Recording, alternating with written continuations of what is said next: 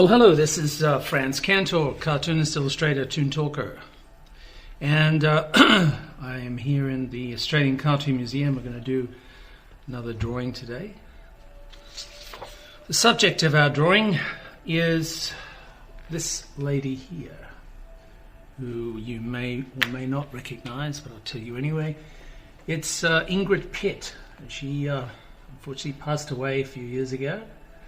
She's what's known, I guess, as you could call her a scream queen. Scream queens are actresses who are primarily, victims of monsters in horror films.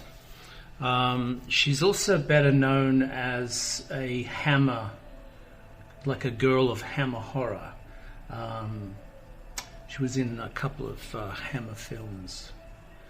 And we'll talk more about her role. This is her. She's a very statuesque beauty. She was born in the 30s, I think 1932 in Poland. So we're going to actually use this. I like this. She's got this sort of a pout, which is kind of an affect you put on, I think, to give make your cheekbones stick out. Just to show a little bit more bone structure. It's kind of a classic model technique, I guess, from the mid last century. So she's quite iconic, and she's more famous as a star of horror films than she has appeared in horror films, because she's only appeared, to my knowledge, I think, in 3 or 4 horror films. Most notably, of course, The Vampire Lovers, which I think this shot is from. You can see her fangs. And she's been in other films, of course. So she's born in 1937, actually. Her real name is Ingrid Petrov, so changed her name to Ingrid Pitt. This is her in the 70s. Very elegant figure. She cuts a very elegant figure. This is her with the other cast of girls from The Vampire Lovers. So it's sort of a... who else is in there? Kirsten Betts. Kate O'Mara, of course. Madeline Smith. These three are probably more used to the term hammer girl from the Hammer films. This is her in Where Eagles Dare with Burton and Eastwood. It was like her first major film role. Not sure where this is, probably Vampire Lovers again. This is her with Peter Cushing, of course. So the two stars, the two antagonists of Vampire Lovers. So let's go back to the photograph that we're working on. She's been in a few films we can talk about. Sorry, let's make a little bit of room, sorry. Yeah, okay, here we go. So I've just done a little thumbnail sketch of her, try to get the features. This isn't her, this is another subject I'm going to be working on. But so she's quite iconic. She's very statuesque, very sort of... she's not a damsel in distress, sort of a weak character. She's a very strong character. So they use her to create the villain in the pieces. So in Vampire Lovers, she was Kamila Karnstein, who was the monster in the film, The Vampire Lovers. And of course, she was in Countess Dracula, which has got nothing to do with Dracula, but it's more about Countess Elizabeth Bathory. So those are the 2 Hammer films. She's also been in an Amicus production of House That Dripped Blood with John Pertwee, who I think she worked with again when he was Doctor Who. So let's try to get as much into her character as we can. as I said, there's not very much, there's no lines here that we're looking for in terms of, well-used expressions. She's incredibly posed and poised and she's very iconic. So a lot of people, when they think of a hammer girl or a screen queen or something, they invariably think about her.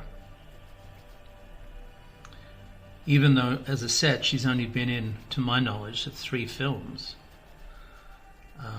House that Dripped Blood and Countess Dracula and Vampire Lovers. So they kind of, they were very successful. There's no doubting that, her memorability is based on the roles that she played in those films. Certainly Vampire Lovers. I'm just trying to, because she's so poised, you're kind of in a way drawing a statue.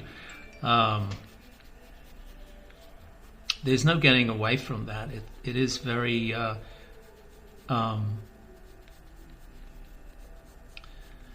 what's the word I'm looking for? It's very staged. It's a very sort of a staged effect. Staged look, expression, and there's not a lot of I couldn't find a lot of photographs that explained her face a lot, because she wore quite a lot of makeup, and you could probably tell from these exaggerated eyelashes, etc. So it was all part of a theatrical look that she, this sort of elegant, aristocratic type of look that she had. So we're just going to go with that and hope for the best and see if we can capture a likeness and hopefully go a little bit beyond the likeness into the mind of Countess Kallenstein.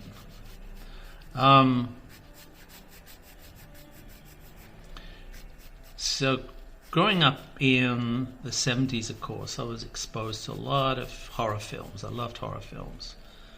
And a lot of the horror films had these tropes, what they call today scream queens, which are just basically actresses that are preyed upon by the monster, and they scream, and that's it.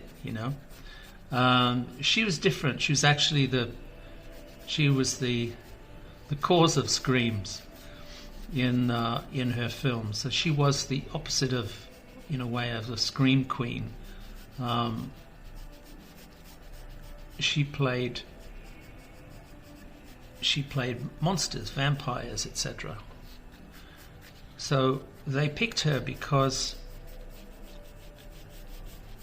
she looked the role. She looked like an aristocrat. If you think about Dracula, Christopher Lee was picked. If you look at the book, Count Dracula is an aristocrat. So Christopher Lee was picked, because of that aristocratic air. He just looked superior, looked above everybody else. And she had that as well. She had that definite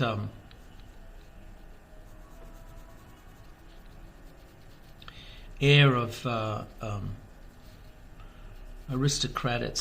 aristocratic superiority. And the Hammer films were, in a way, that they kind of took the premise that was developed from horror films like the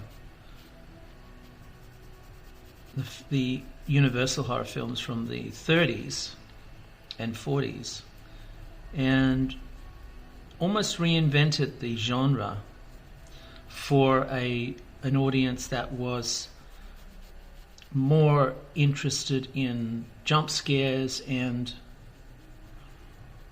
an atmospheric, a colourful, atmospheric, theatrical approach to the horror genre. So Hammer and Amicus and a few of the other studios obviously provided that, catered to that market. So that's how you get, say, nudity in films, because the certificate was relaxed to allow for that in the 70s. You had that sort of exploitational aspect to the movie business, and nudity was part of that. So she accepted that challenge, and she did nude scenes in her films, which no doubt helped her stand out in the horror field and the horror genre. But she also had this this air about her, this incredible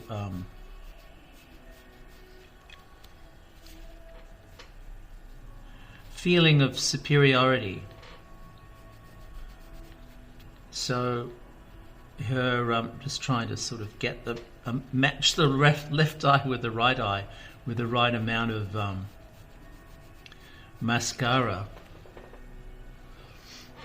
Okay, that might work. Be careful not to overstep the shadows a little bit here, and and she's always got this mole. I don't know if it's real or if it's affected. It doesn't really matter, does it, in the end? Moles you can remove, but a lot of people, a lot of actresses had moles as called like a beauty spot, I suppose, just to help them stand out, I guess, from everybody else. I can't see of any other reason why a dot would be called a beauty spot.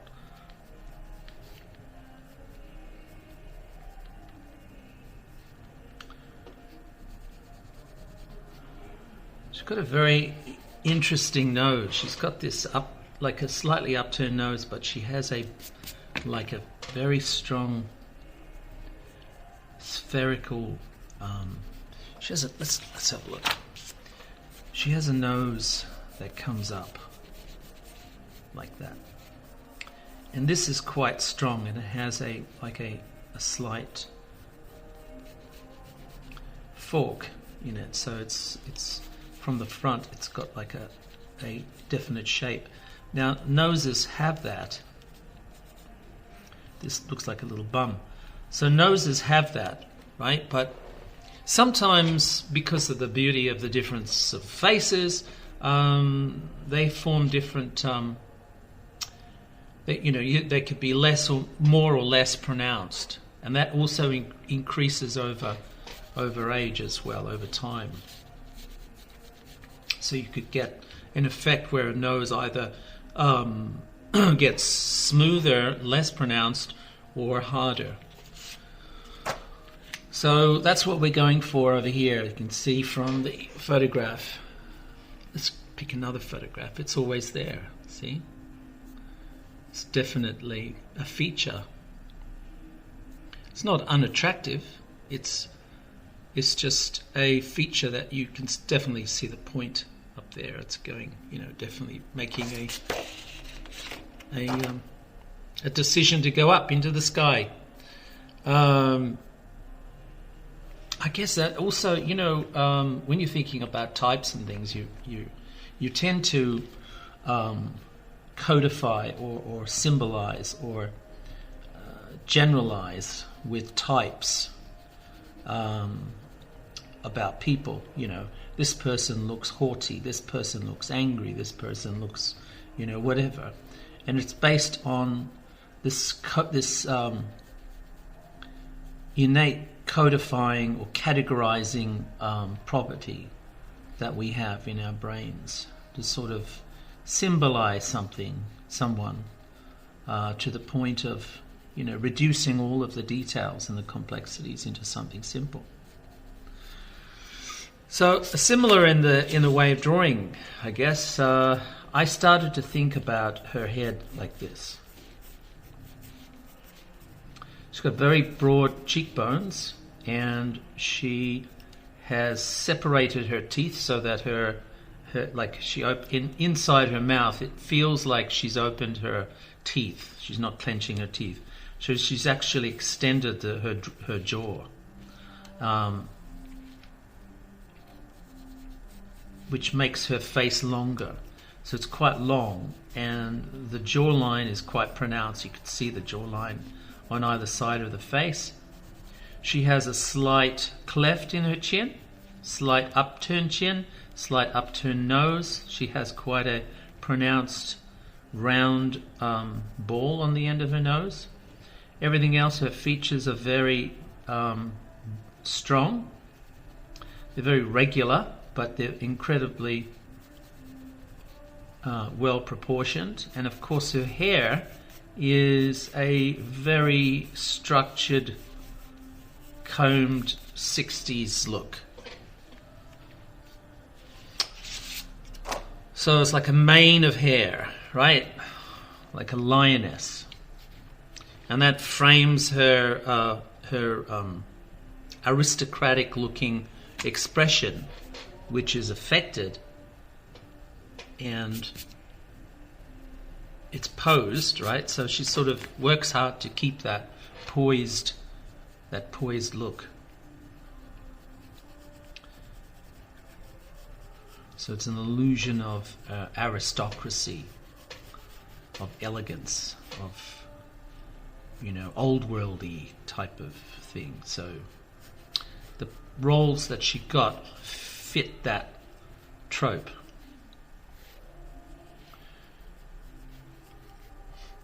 So I don't think she was offered anything that she couldn't do well. She could do the vampire queen, really well, Countess Dracula. She could do Countess Karnstein, another vampire character, really well. She could do a character in The House That Dripped Blood. I think she was an actress. I think the story was John Pertwee was a theatrical vampire, and the real vampires wanted to initiate him into their fold, so she was actually a vampire, and it was a comedy horror. So there you go. She bit him and turned him into it, like the vampire. Theatrical vampire became a real vampire. There you go. I've blown the story for you. It doesn't matter.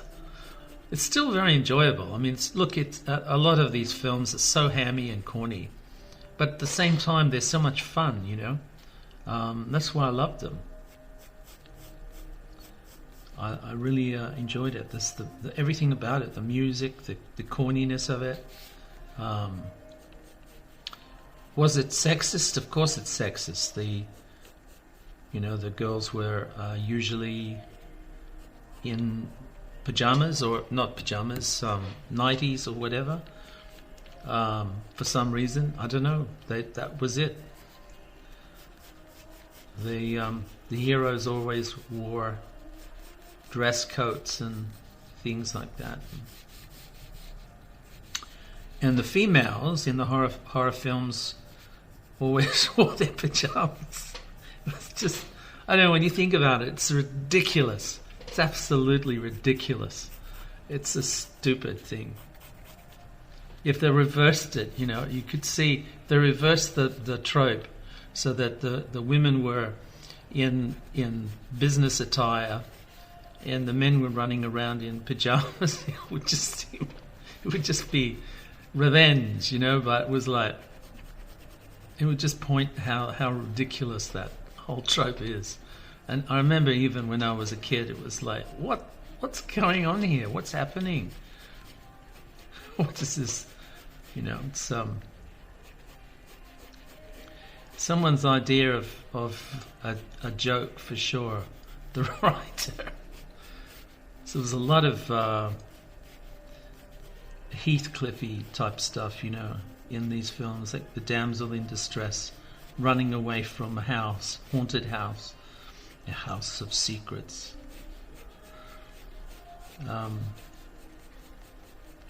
Which is really silly. But apart from the silliness, everything else, the imagination, I really enjoyed the imagination of, the monsters and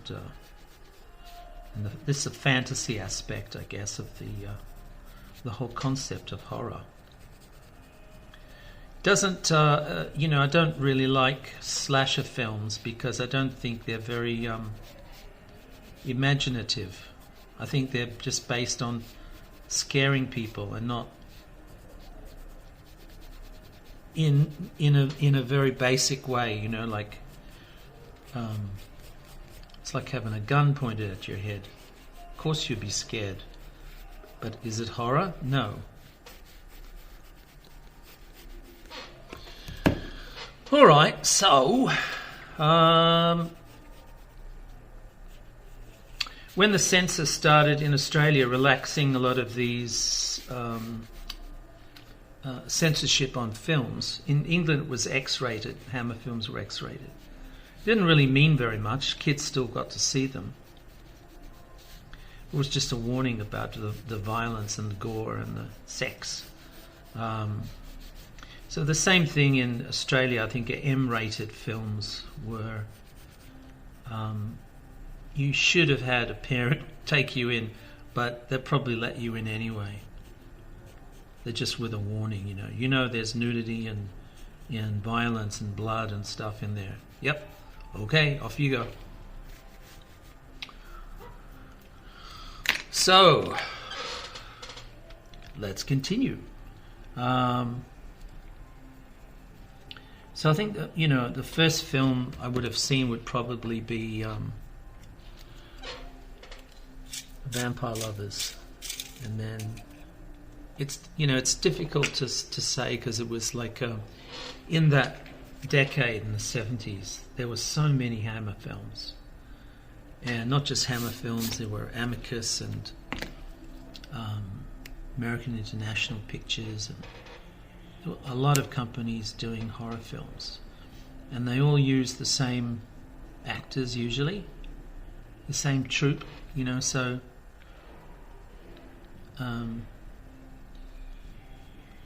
you get the same sort of characters, same sort of villains. If it wasn't,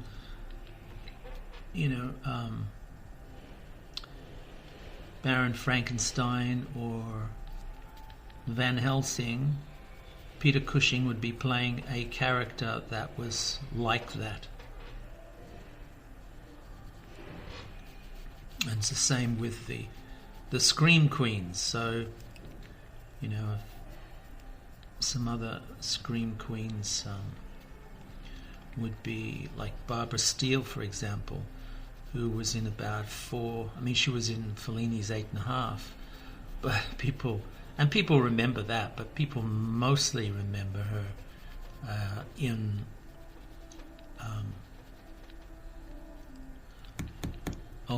what is it, Black Sunday, which is Mask of Satan or something it's called in Spanish. So there was a lot of Italian. So it was a lot of women played a big part in horror, and sometimes, not always as the damsel in distress, sometimes as the monster, because they wanted to have monsters that, because it actually reflects the Gothic horror story. Not all the monsters are men. Some of the monsters are women. So I guess that had a big part of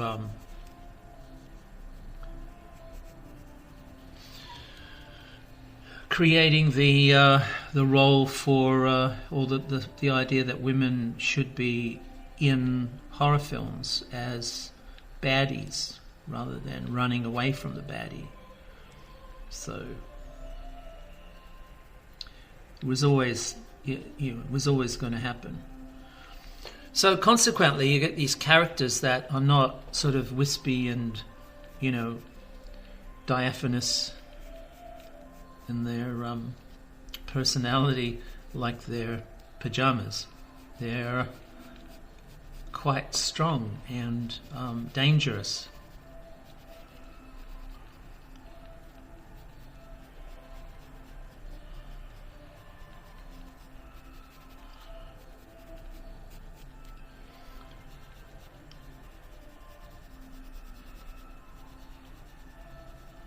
I don't know if we had the same thing in the 30s with Universal. I think mostly the female roles in Universal films were, not main roles. They were decorative. They were sort of scream queens, damsels in distress. The thing that you have, the actress gets stolen by the monster and the hero has to rescue her, type of thing. That wasn't the case with Hammer films. It was more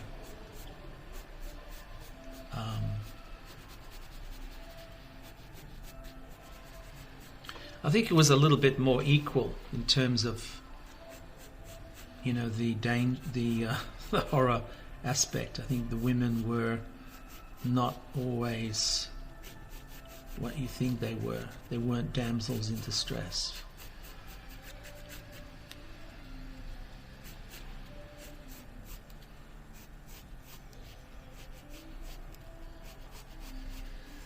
Also, I think horror films need motives. There has to be a reason why you run off in the middle of the night and go to the scary castle. And usually it's romantic. It's a romantic thing. It's like stealing the girl back from the monster who stole it from you, type of thing. So I guess there's a whole lot of that in it, which is kind of a romantic part of it. Romance, knight in shining armor rescuing the damsel from the monster. Of course, with the Dracula story, you've got the problem of the damsel doesn't really, you're not quite sure whether she wants to be rescued or not.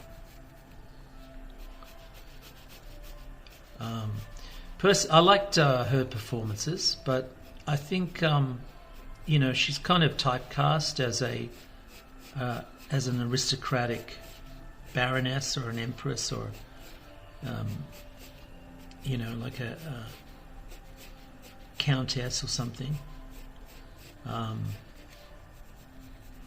So it was kind of like a shallow. What would you call a shallow sort of role that she would play? It was kind of an icon, or like a trope. I'm actually quite excited about people like Barbara Shelley, who played a lot of different roles, and she was a very strong character as well. So she was, they kind of lumped them all together as scream queens, I guess, in a way. But, as I said to you, they're not. It's not really screaming. They don't do any screaming. They're usually quite strong-willed and determined, and oftentimes they're the baddie in the stories.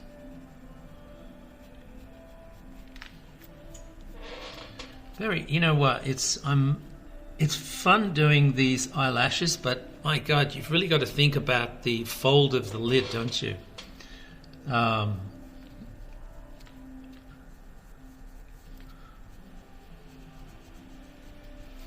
You got to think about the anatomy, even though it's being hidden by the dark lashes. So it's a very interesting challenge, I think.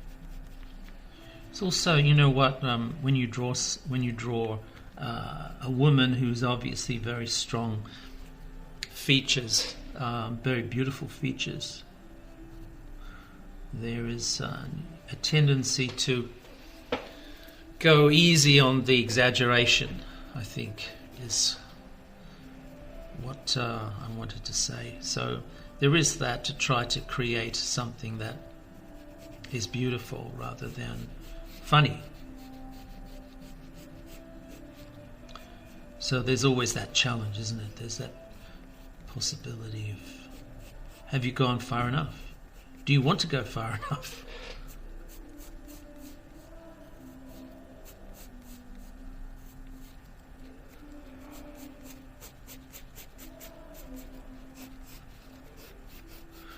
Wonderful hair.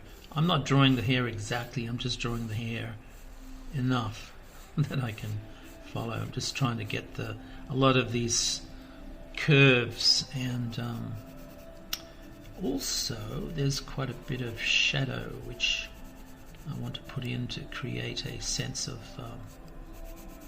three-dimensional form. So a three-dimensional form, of course, is caused by the effect of light and shade. So how you perform that, how you sort of describe that with a pencil, it's really up to you. But there's a lot of stuff to think about when you draw. So it's not just the likeness, it's the viability of the shading that you're putting in. Does it describe the form that you want in the way that you want it? You always think about properties of skin and texture and amount of shine, and sort of making things fit in a logical form, so that you're creating a likeness. There's a lot of things you're creating. You're creating a likeness. You're creating a narrative, a kind of a story with your pencil to describe these shapes. You basically, and it's a method of learning for sure. It's a method of contemplation and planning and accidents sometimes. Like the unexpected. Look at different ways of drawing textures or hair. Pencil lines are beautifully. They describe long strands of hair quite beautifully. So, always think about hair as a sort of a challenge of form and texture, and sinuous line, like lines that continue, that sort of fold over each other, sort of in a format of ribbons. It's even worthwhile thinking of hair themselves as sort of ribbon shapes rather than individual hairs, so they have some form of collective shape, like a group shape.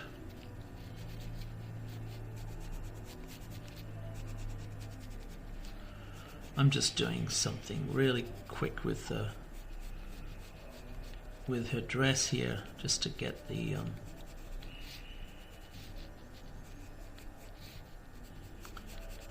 basic sort of nondescript kind of a classical dress, not the collared dress that she has, the collared shirt that she has, something more like one of her characters.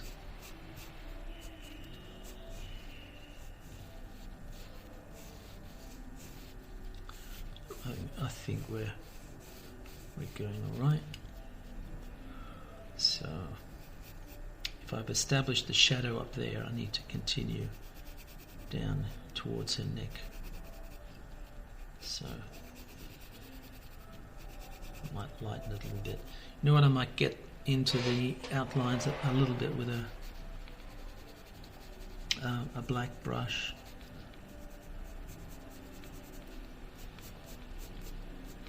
Might be good. Again, shadow.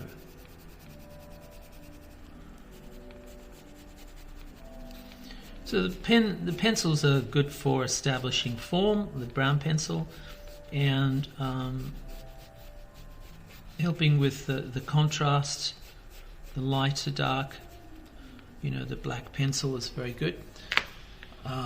It can be a way of almost creating an inking line, if you want to think of it like that. You can. I'm working backwards here too. I'm just trying to establish like tonal variation with the form here. Obviously, you know, the brown pencil is very good at that, to create roundness of form, and in respect to like a perceived area of where the light's coming from. So the light would be coming in from the top left, and you know, the shadows, even though they're quite diffused, they are favoring the right side of the form of the face. So there are lines in her face from talking and smiling, etc., but they're not very pronounced. So I'm just going to be very careful with how much I put in there.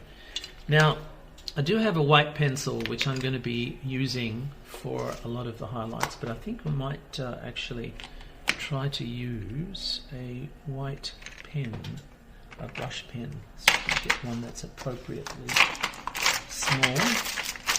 Here we go. So this is a, what's that, 0.7 millimeter. So this is a Posca marker. Posca markers are acrylic paint. They've got a little ball in them. So you shake them up and you pump the paint down to the nib. So it's sort of like a whiteout pen, but it's more fluid. So I use this to establish a hierarchy of the lightest parts of the drawing, and you know, scaling back to the darkest parts of the drawing. So you think about what's shiny and respond to that. Oh, I need to. Just saw a mistake, so I need to fix that.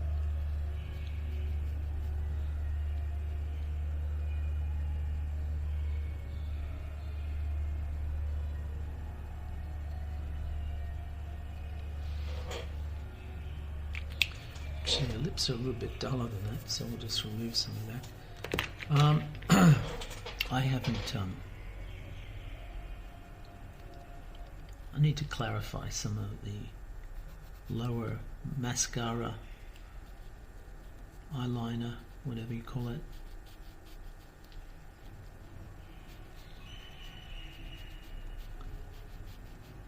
There we go. That's kind of where I wanted it to be. Let's try a black brush. See if we can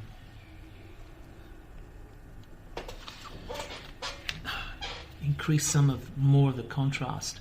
So I'm trying to create a level of contrast, light to dark. So the tone paper is very good for meeting me halfway in the tonal drawing. It's very good for that.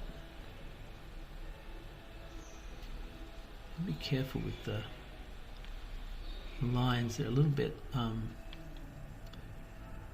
very different, the pencil black lines to the ink black lines, so you'd be careful how much you put in. I may have put in too much. So this brush helps you get you know, thick to thin. So I'm trying to kick out some of the contours, some of the shapes.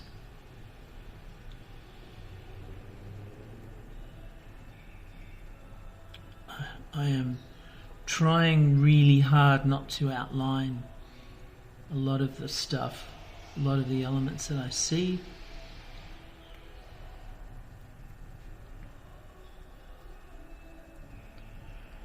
But there are some, in the hierarchy, obviously there's the darkest parts which you've got to help kick out a little bit. Okay.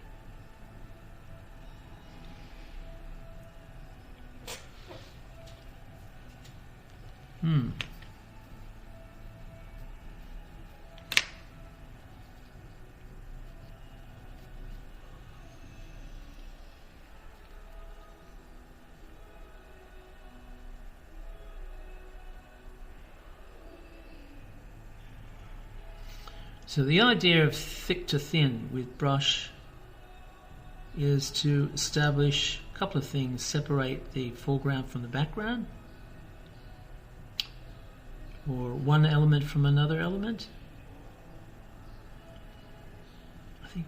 I don't know whether the darkening of these shadows is such a good idea, but I'll give it a go.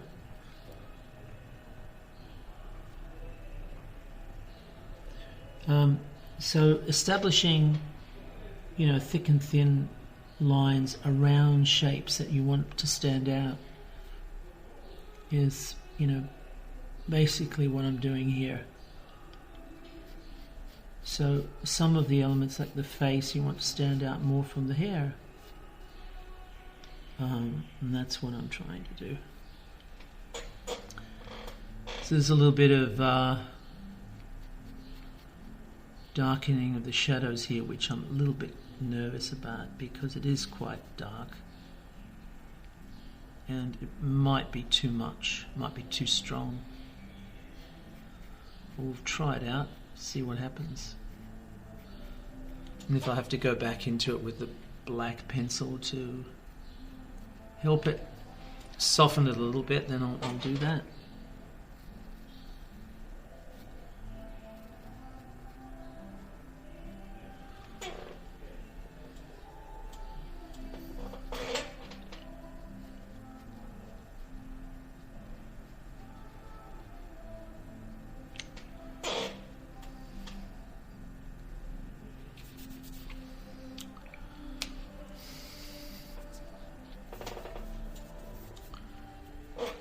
You know what, while I'm here, I might have to be careful not to walk over the wet parts. I might just colour in the background, because using this framing device gives me a really good handle on negative space, which is the space around the character. And it gives it compositionally, it gives it a sense of balance and solidity. It's almost like reducing it down into a graphic design. Simple shape, because our eyes read simple shapes very, very quickly, and it just gives the composition helping hand, makes it more sort of centered and not necessarily solid, but sort of a feeling of balance, of completion, of balance.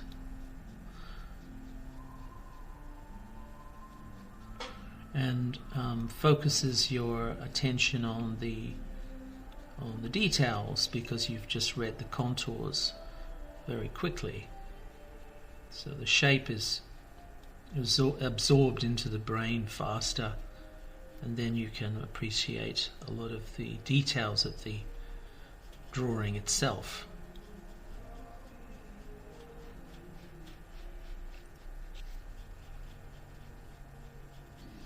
So caricature is something that I like doing. I wouldn't call myself a caricaturist per se, because I do have a very different take on caricature itself. I actually think it's a great method of drawing,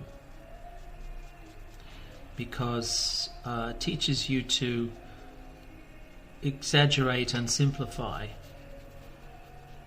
So simplifying and exaggerating are like elements of cartoons. You know, cartoonists and animators have to exaggerate in order to describe action, and also to simplify in order to make that readability fast, make it readable faster. And in graphic design, you have to simplify in order to reduce the clutter of a visual message. The more detail in the message, the more clutter it is, the harder it is to communicate the message of the graphic design. Has to be, well, it doesn't have to be, but it works better if you reduce the number of elements that taking your focus away from the main message.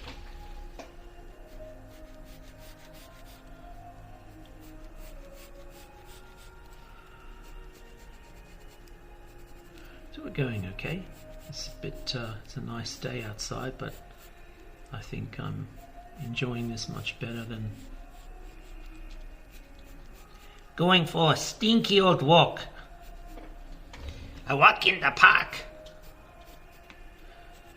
Might do that later if it's still sunny when I go outside, but for the moment I am interested in Ingrid Pitt. So let's have a look at this. We've got a white pencil here, so we're going to absolutely tackle the highlights a little bit more. We have established a hierarchy, which is a light to dark, right? But this is going to help us even more. So you'll see as we build up the light, there's a shine in here, and we need to think about that. This is a Prismacolor, so it's quite soft. You have to be careful about breaking the thing. Color pencils is one of those areas, unfortunately, where you have to spend a lot of money on in order to get a pigment that is able to do the job that you want it to do.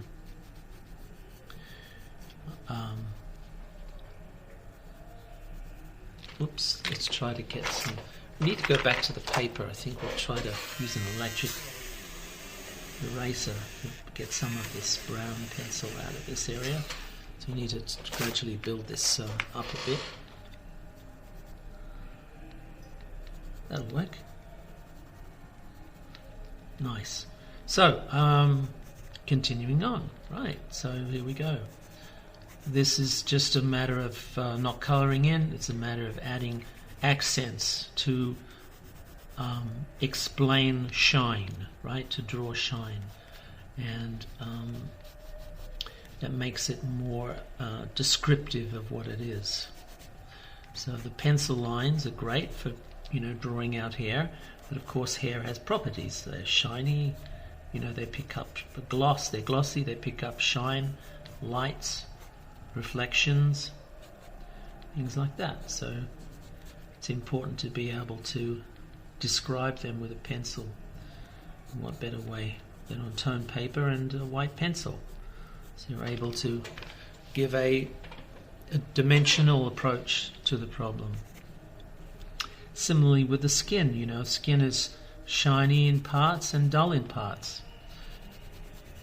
It's important to keep that in mind, And the pencil strokes that I'm using are like how I would tackle pen strokes. So it's more or less hatch lines and cross hatches.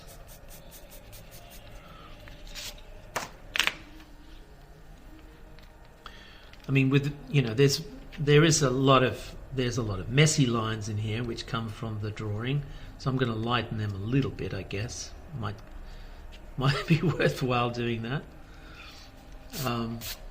But generally, it's pretty much where it is. So you look at the reference material and you think about, while you're doing it, why is this part shinier? It's getting into the oil area of the nose. Then you've got this amazing ball on the end of her nose, which has this this butt shape with this sort of split down in this center part. I don't know the name of this. I don't know what that's called. I know what that's called. That's a lacrimal. But I don't know what that thing is on the end of the nose. It may not even have a shape, have a name. It's not important as long as you're aware of that property. So, it's a combination of observation and thinking about the concentration. So thinking about what it is you're drawing. Not just draw photographically, right? But think about it in terms of its meaning. What does it mean? This white part, what does this mean? It means it's reflecting more light. Why is it reflecting more light? Because of the angle, because of the texture of the skin. Is the skin wet? Is the skin oily? What's going on with this? Why is it doing this? Why is it behaving in this way and picking up light or reflecting light in this certain way? All of these things mean something.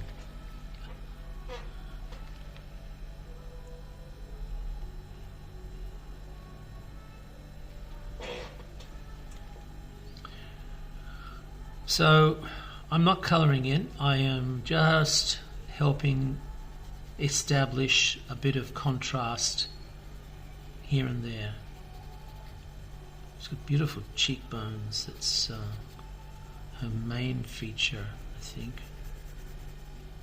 I don't know if I've done it justice.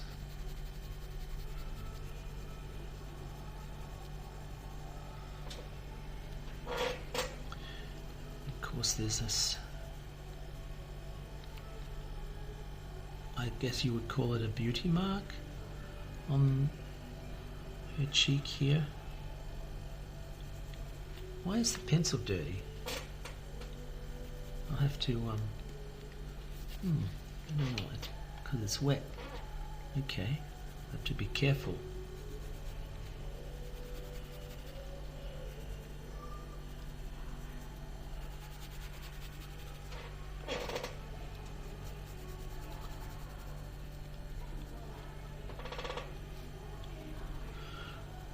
So yeah, just building up slowly the light and dark aspects of the skin to show more details, furrows and indentations and areas that capture the light, other areas that are shiny, that reflect the light. So it's all of this stuff that flashes through your brain as you draw, when you start to think about a lot of these things, these shapes, and what they actually mean. What are they telling you about the forms that you're drawing?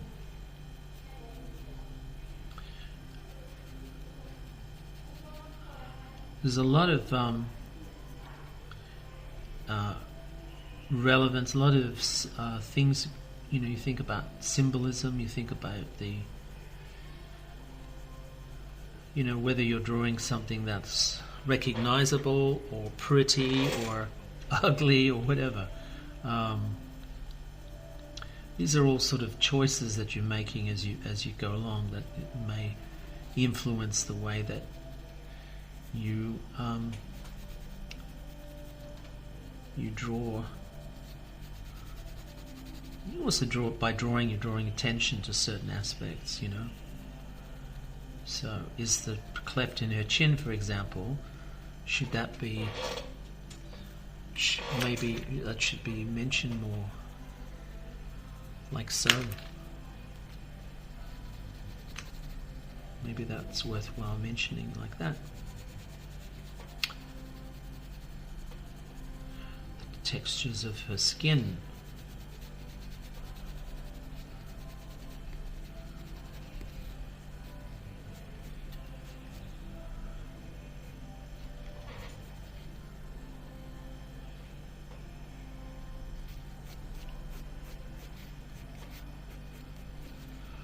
Okay, let's go with what else have we got here? Got another paint marker, but this time it's a brush. It's got a pump at the end. Try to pump some paint into the bristles. See what we can do with that. Seems to be all right. Seems to work out all right. Might be a saving grace for this area.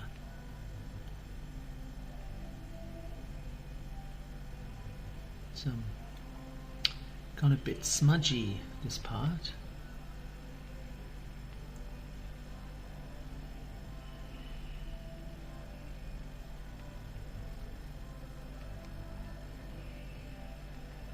So I'm helping out with the light here and there, the reflectivity of it, and thinking about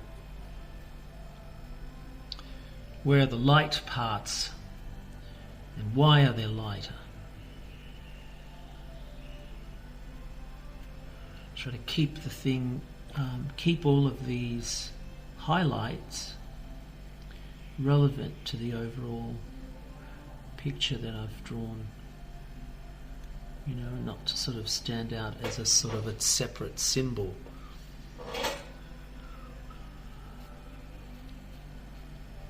So I don't want to put highlights in. Too many highlights, of course, tend to flatten the forms. So it's best to sort of keep them almost localized in a way, especially on her skin, unless there's a reason for it. Skin is not white, eyes are not white, the whites of the eyes are not white, they're light. So you have to kind of keep everything contained within some relevant boundaries. Otherwise it becomes a problem because you're symbolizing a lot of the elements rather than making them true. True means that they feel right.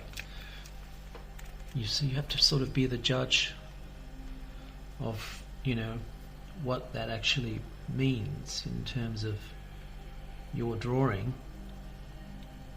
What's the truth aspect about the drawing? Well, the truth aspect is, I guess, telling the story of, the recognition of the face, and then you've got the individual textures of the skin and the hair, etc., etc. So it has to kind of feel like that. It has to feel like hair and skin. I think we've kind of established enough with her. As I said, I don't want to go overboard with the highlights, but I think it seems to work all right.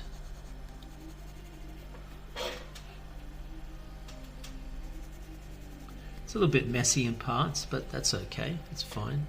It's a drawing. It's allowed to be messy.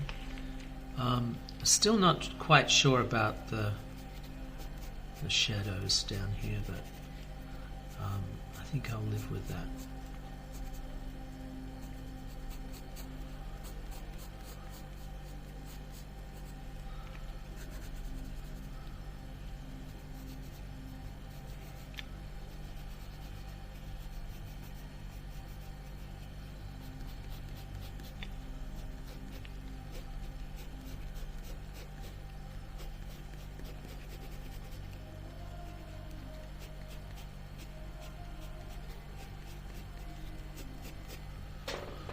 Yeah, I might live with that. Okay, so let's try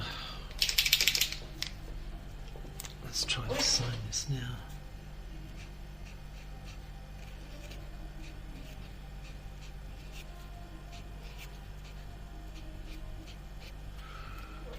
Well, there you go. There you have it.